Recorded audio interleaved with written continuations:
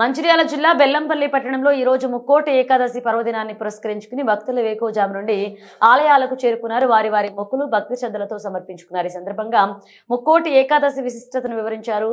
పూర్వం రాక్షసుడు ప్రజలకు అన్యాయం చేస్తూ రాజు బారి నుండి తప్పించుకుని బియ్యంతో తలదాచుకుంటాడని, ఇలా బియ్యంలో దాక్కోవడం వలన రాక్షసుడు ముక్కోటి ఏకాదశి రోజున బియ్యంలో దాక్కున్నాడని ఈ రోజు మహిళలందరం భోజనం చేయడం ఉందన్నారు. ఇక రేపు ద్వాదశి తిథి వచ్చిన తర్వాత భోజనం చేయడం జరుగుతుందన్నారు. ఈ ముక్కోటి సందర్భంగా ఆహార నియమాలు ఉంటాయన్నారు.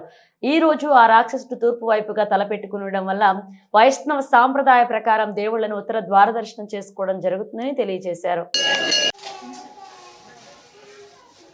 सहस्रति पुरुषः सहस्रको सभोजिनि विश्वतो रुत्वा अध्वदिष्टदिशान्तरं पुरुषैवेदं सर्वं यद्भूतमतामृतशेषाणः यतमैमातो जायते पुरुषः पादश विश्वभूतानि त्रिपादसमहि बाहो राज्यन्यकृतः पद्मो सुदर्शमुदचन्द्रच्च प्राणभरणभरणभृशुचस्रां चन्द्रामृण्यं लक्ष्मीं जातवेदो ममावह तामवावह जातवेदलक्ष्मीमनपगा మాసంలో వచ్చి 10వ తారీఖు రోజున ముక్కోటి జరుపుకోవడం జరుగుతుంది. శ్రీ కోదండరామంలో ముక్కోటి ఏకాదశి ఎందుకు జరుపుకుంటామంటే, పూర్వము మురు అనే రాక్షసుడు ఈరోజు రాజు బారి నుండి, ప్రజలకు అన్యాయం చేసే రాక్షసుడు రాజు బారి నుండి తప్పించుకొని బియ్యంలో దాక్కోవడం జరుగుతుంది.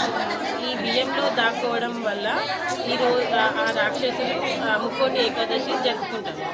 ఈరోజు మేము మహిళలందరము భోజనం చేయడం కానీ, అన్నం తినడం కానీ, హిందువులు ఈ ముక్కోటి ఏకాదశి రోజు ఆ రాక్షసుడు అందులో దాక్కున్నాడనే ఉద్దేశంగా ఈరోజు భోజనం చేయడం అనేది ఉంది.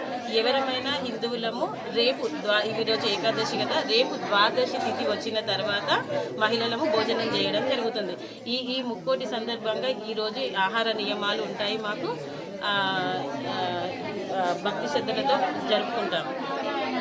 ఈరోజు ఉత్తర రాముణ్ణి వైష్ణవ సాంప్రదాయ దేవుళ్ళని ఆ రాక్షసుడు తూర్పు దిక్కు తల పెట్టుకొని ఉండడం వల్ల ఈరోజు దేవునికి ఉత్తర ద్వార దర్శనం చేయించారు. అది ఉత్తర ద్వారం విశిష్టత.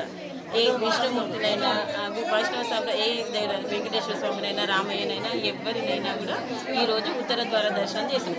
ఈరోజు ఇందులో భాగంగా విశిష్టత ఏంటంటే, శివభక్త మార్కండేయ టెంపుల్ వాళ్ళు మా శ్రీరాముడి పట్టపు రాణి అయిన సీతమ్మ వారికి చీర, సారెలు, ఒడిబియ్యం తీసుకురావడం జరిగింది.